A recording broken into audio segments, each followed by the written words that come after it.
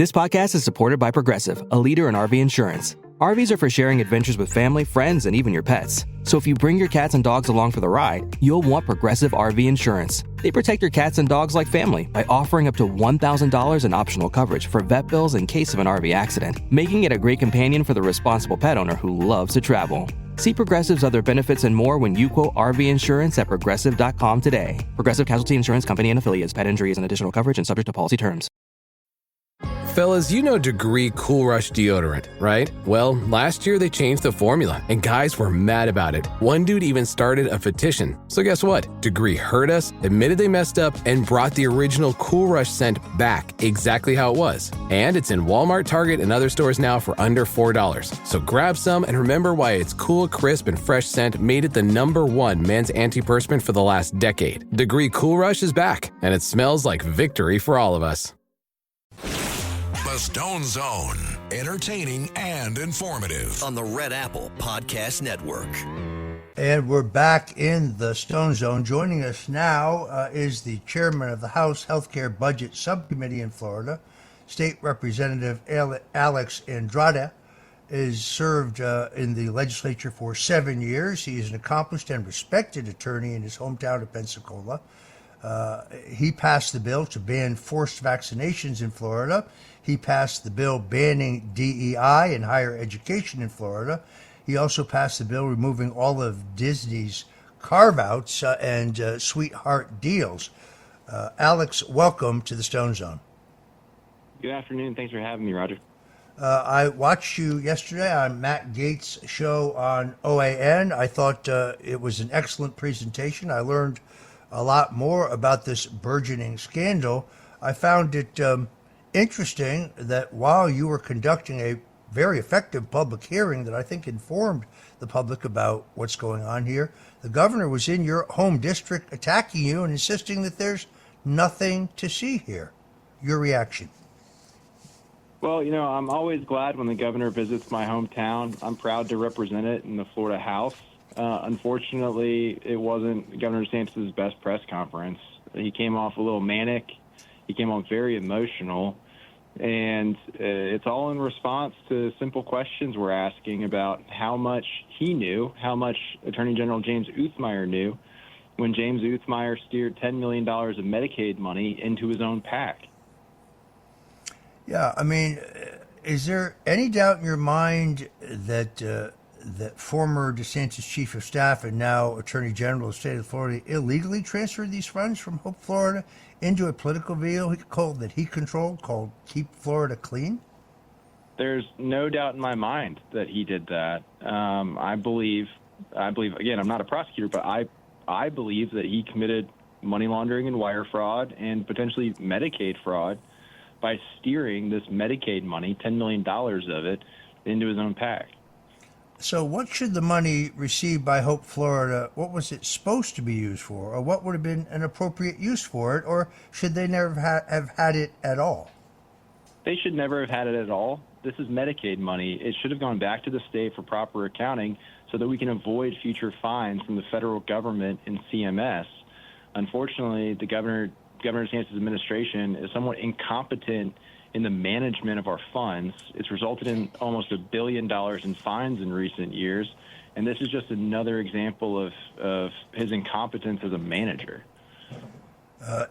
As I understand it, the Hope, Florida operation hasn't filed a number of required disclosures and has not met a number of additional legal requirements. Can you run us through that?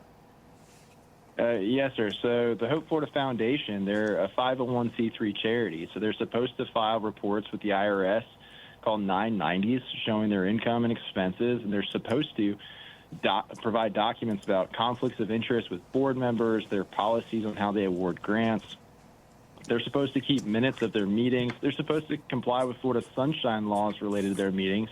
And they haven't done any of that. They haven't even reported their financial assets to the state. And they're technically an arm of the state. They're a DSO, a direct support organization for a Florida agency called the Department of Children and Families.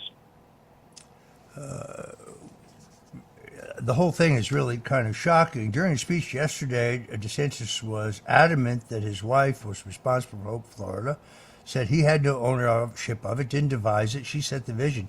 Do you think the governor is throwing his wife under the bus? It sure sounded like it. You know, I don't think he likes, being implicated in a money laundering and a wire fraud scheme. But unfortunately, his chief of staff absolutely is. So, no, I'm sure that he's embarrassed. But at the same time, if you know Governor DeSantis, he does not believe the rules apply to him, and this circumstance is no different. He's mad that anyone's questioning this money laundering and wire fraud, and he believes the rules don't apply to him. And unfortunately for him, he's learning the hard way that that's not the case. Yeah, it looks to me like the Hope Florida Foundation dodged legally required audits, financial plans, and ethics codes when you and your colleagues simply asked for records. The First Lady and her husband's team have just stonewalled them. State law says that settlement funds should go to a state trust or a general fund for lawmakers to allocate. Instead, the governor and his team diverted a huge chunk of this money to Casey's nonprofit. As I say again, the Hope Florida Foundation hasn't filed required audits, tax returns, or the ethics disclosures. I think this is all about setting up a platform for Casey DeSantis's putative run for governor to keep the DeSantises in power as some kind of a dynasty. I really think it's interesting that while Governor and Mrs. DeSantis were flying to Washington to meet President Trump to try to persuade him to be neutral in the upcoming contest for governor, President Donald Trump issued a warm and strong endorsement of Naples area Congressman Byron Donalds.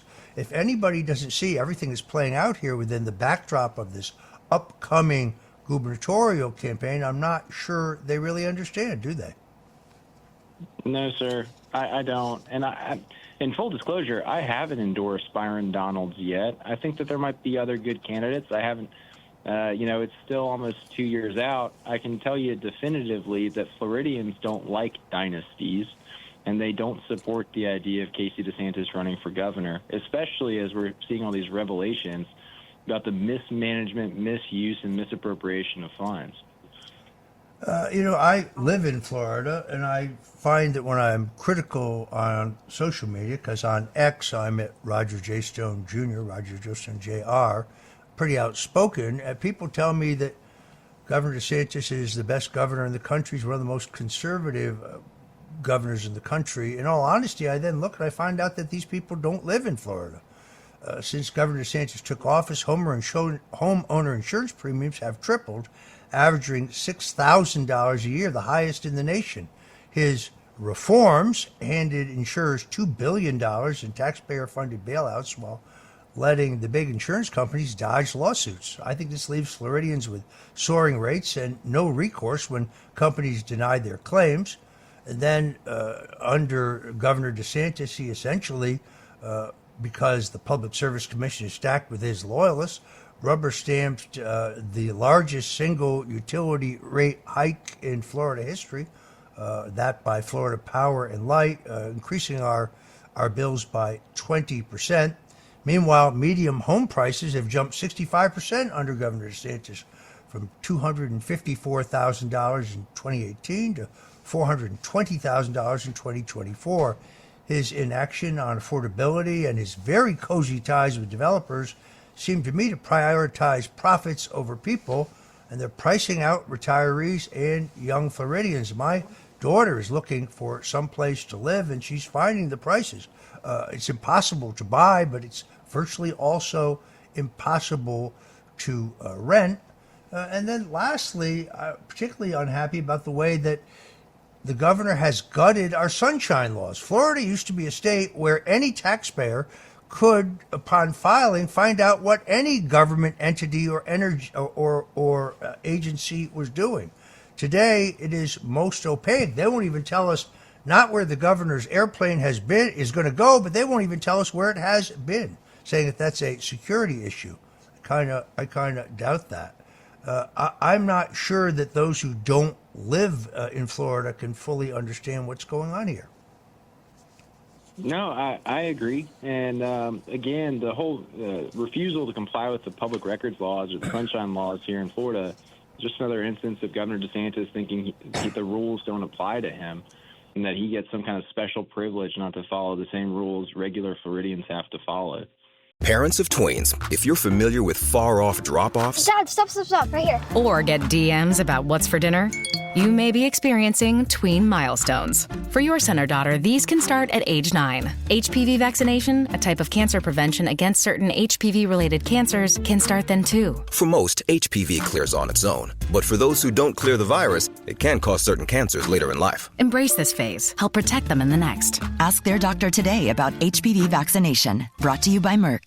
Are you a forward thinker? Then you need an HR and finance platform that thinks like you do. Workday is the AI platform that helps propel your organization, your workforce, and your industry into the future. Workday, moving business forever forward.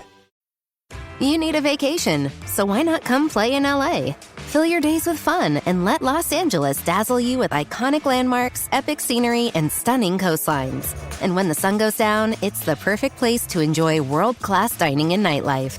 Let play lead the way and soak up all this city has to offer. Start planning your LA getaway now at visitcalifornia.com.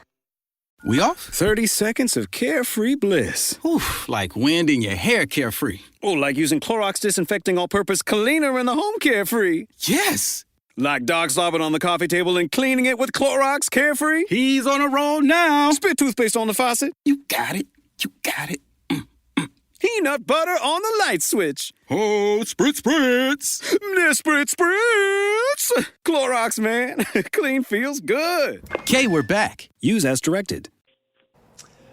He bragged about Florida's freedom from COVID, but then he quietly signed a law which shielded Big Pharma from vaccination lawsuits. So all of his tough talk, in my view, hit a sellout to corporate interests, betraying the folks who trusted him to fight the system. Additionally, I'd say that he signed off on $1.5 billion in new taxes and fees since 2019, including higher vehicle registrations and online sales taxes, hitting small businesses and families. He calls it no new taxes, but Floridians feel a pinch while he takes credit for cuts. His administration also pushed $1.3 billion, the purchase of 1.4 million of conservation acres through the Florida Forever program, but key parcels went to developers who had close ties to the governor or were his donors. It's a bait and switch that I think has betrayed taxpayers and paves over Florida's future. I know that you're not a prosecutor, but you are a respected attorney. With the current Attorney General of Florida, James Uthmeyer, being a chief suspect in this case, do you think the U.S. federal attorney should prosecute Uthmeyer or the governor and his wife? I absolutely believe the U.S. Attorney for the Northern District of Florida should be investigating this as wire fraud and money laundering. I don't know if they will. That's a question that they have to answer. But from my perspective, based on the information that's public, the information that I'm aware of, I believe that there's no excuse if the U.S. Attorney for the Northern District does not investigate this as Medicaid fraud, wire fraud, and money laundering. I guess time will tell. What are the future in terms, do you expect to have additional hearings? I mean, where does this go next? Yes, sir. No, I plan to have another hearing on Monday where the two dark money groups that funneled this $10 million to James Uthmeyer's PAC have been invited to come and explain themselves. And I've also invited Governor DeSantis' personal attorney, Jeff Aaron, to come and explain himself and his role in this wire fraud and money laundering scheme. Do you think that you have the authority to bring both the governor and his wife and the attorney general in front of your committee? You might have the technical ability. I'm not sure if we'll do that. That would be, again, I'm a subcommittee chairman of a budget committee here in Florida. I don't know necessarily if that's the right venue. At some point, it's gotta escalate beyond a subcommittee. And I think if it does escalate beyond a subcommittee, then yes, those individuals should be invited to come explain themselves. I think it would be only appropriate. It would make for some very epic television. It is amazing yesterday the way that the governor tried to push this again off on his wife. Do you, now just get into politics, just straight politics, because that's what we do here in the Stone Zone. Do you think at the end of the day that Casey DeSantis will in fact run for governor? I don't know. That's up to her to decide. I don't believe that she'll be able to run on a platform bragging about Hope Florida, given all the revelations we've discovered in the past few weeks. That is certainly true. I am of the opinion that that those who believe that Florida is now a reliably red state may be mistaken.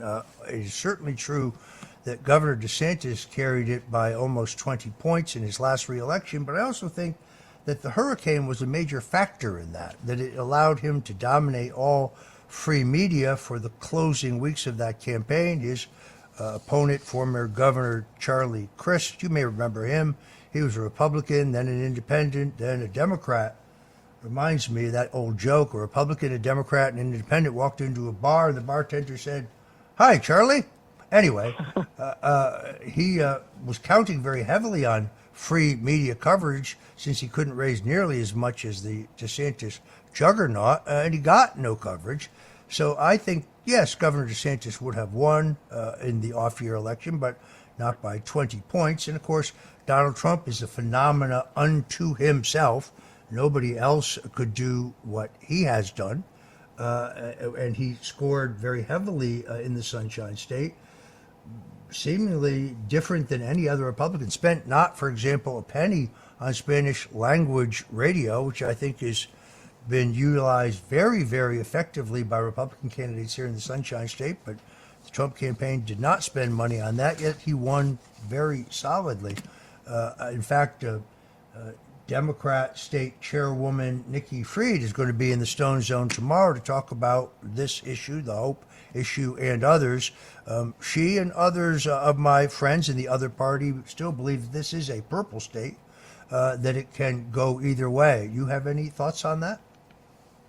Well, I would push back a little bit. Governor DeSantis was very popular coming out of COVID just because as a state, as a large state, we were better than most other large states. I don't think Governor DeSantis was perfect on COVID. I recall having to push him, beg and plead for him to open up certain things like vacation rentals back in my home area in the Panhandle.